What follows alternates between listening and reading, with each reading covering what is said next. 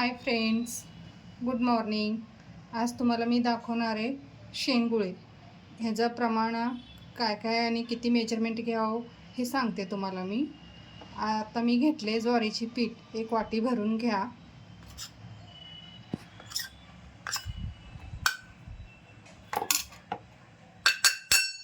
त्याच्यानंतर ना अर्धा वाटी गव्हाची पीठ घ्या.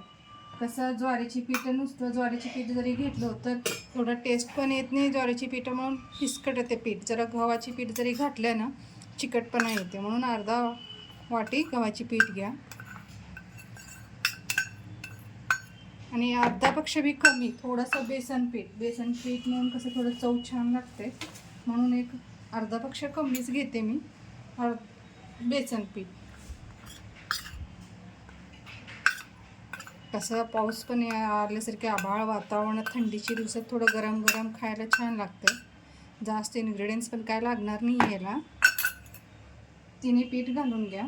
नंतर ना त्याच्यात मी घालणार आहे मिरची आणि लसणाची पेस्ट. एकदम बारीक काढले नाही मी, थोडं कसं तरतरीत असल्यानं छान लागते म्हणून थोडंसं जाडसरच काढले. आणि नंतर ना त्याच्यात घालायचं थोडंसं चवीनुसार मीठ आणि हळद.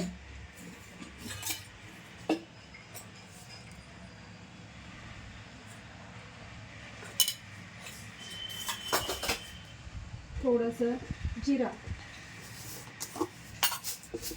हे सगळं घालून जरा भाकरीची पीठ कसं असते तसं मळून घ्या पीठ. ते घातल्यावर थोडंसं आपलं बारीक शेपू कट करून घ्या. शेपू एकदम बारीक, जरा थोडंसं शेपू घाला त्याच्यात कट करून. चव छान येते. असं तिन्ही पीठ घालून नुसतं तेवढंच केलं तर बी छान येते. खरं शेपू घालून एकदा करून बघा, टेस्ट खूप छान येते. हाय फ्रेंड्स, हे बघा तिन्ही पीठ असं मी मळून घेतलेलं आहे. एक 5 मिनिट ठेवलं तरी चालते. असं काय ठेवावं असं काही गरजेचं नाही. खरं मी असं जरा ठेवते, कसं सगळं घातलेलं फ्लेवर जरा सुटायला पाहिजे ना, लसूण मिरची असं घालून ठेवले. आणि ह्याला कुठलाही शेप देऊ शकते मी. असं चकलीसारखी शेप द्यावा म्हणलं, कसं मुलांना आवडीने खातात, माझी मुलं असंच खातात, म्हणून तुम्हाला कसं करायचं ते दाखवते. थोडंसं हाताला तेल लावून घ्या. असं शेप दिला तर अजून जरा छान दिसते. हे बघा,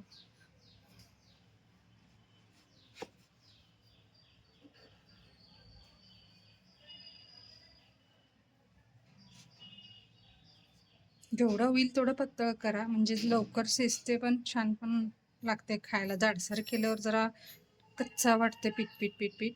जर असं मीडियम साईज जरी केलं तरी बी चालते. हे बघा, असं चकलीची शेप द्या.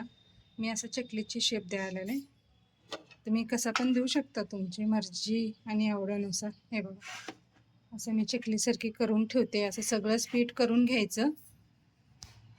हाय फ्रेंड्स, हे बघा ते पूर्ण पिठाची मी असं करून घेतलेलं आहे. बसून थोडा वेळ लागते, एक 10-15 मिनिट, तरी पण असं केल्यावर छान लागते खायला पण. नंतर ना त्याला असं कसा तडका मारायचा ते दाखवते तुम्हाला. हे बघा, पहिला तेल घालून घ्या जरा.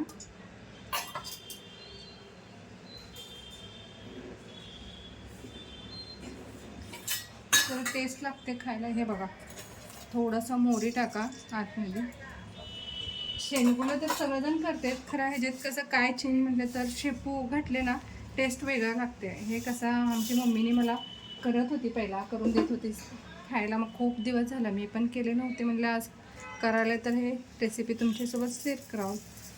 पुन्हा तर एक नवीन रेसिपी मिळते, थोडासा चेंज. बायकांना कसं रोज उठून काय करावं हे चालूच असते. चपाती भाजी जरा कंटाळ येते, त्यावेळी असं करून घेतलेलं छान लागते. मुलं पण वेगळं काय तर छान दिसते खायला, चकलीसारखं असं करा. पहिला मी ह्याच्यात टाकले जिरा मोहरी लसूण. ऑलरेडी हे मी पीठच घातलेलं आहे, तरी पण एकदा असं तेलच घातलं ना तडक्यात छान वास येते आणि टेस्ट पण छान लागते.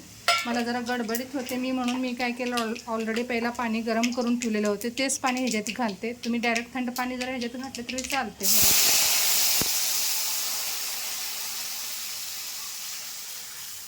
एक अर्धा भगवान एवढं मी पाणी टाकलं, तर जरा पाणी जास्त लागते ग्रेव्हीसाठी पण, आणि हे जरा जाड असते, मग थोडं उकळायला ग्रेव्हीला सगळं व्हायला जरा वेळ लागते. जास्तच पाणी टाका जरा. मग एवढं पाणी घालून घेतले.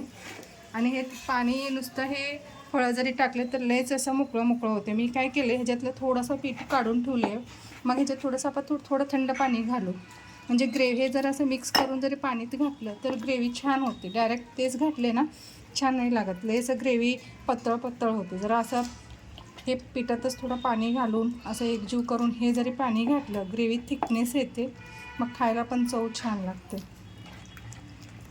हे बघा असं हे पूर्ण आहे पीठच आहे, त्याचंच पीठ आहे. मी असं सगळं गाठे होते थोडं मिक्स करून घेतले.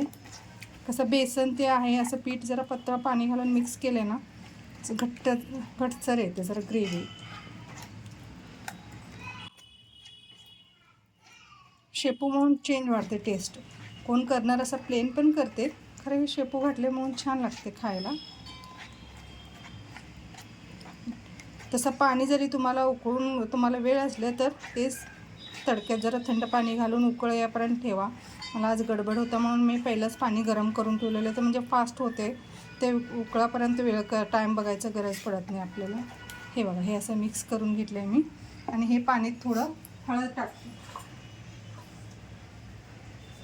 पाणी थोडंसं हळद टाकते मी कलर येण्यासाठी. हे बघा मी पहिला पाणी गरम ठेवले म्हणून लगे पाणी गरम उकळून नाही आलेलं. छान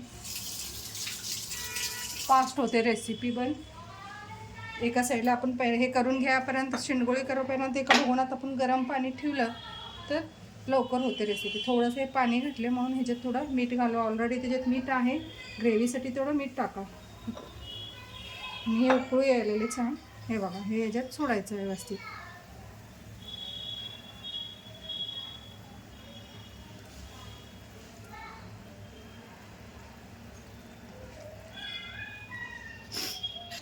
हे बघा आता मी मिक्स करून ठेवलेलं होतं ना ते पीठ ज्यात घाला. कसं पहिला शेंडगुळे अर्धा कच्चा जरा असं शिजून घ्या, मग नंतर ना हे घाला. सुरुवातीला जरी हे ह्याच्यासोबत जरी घातलं खूपच थिकनेस येते, मग तेवढा छान पण लागत नाही. एकदम घट्ट झाला ग्रेव्ही थोडंसं शिजून घ्या, मग नंतर ना हे घाला. हे बघा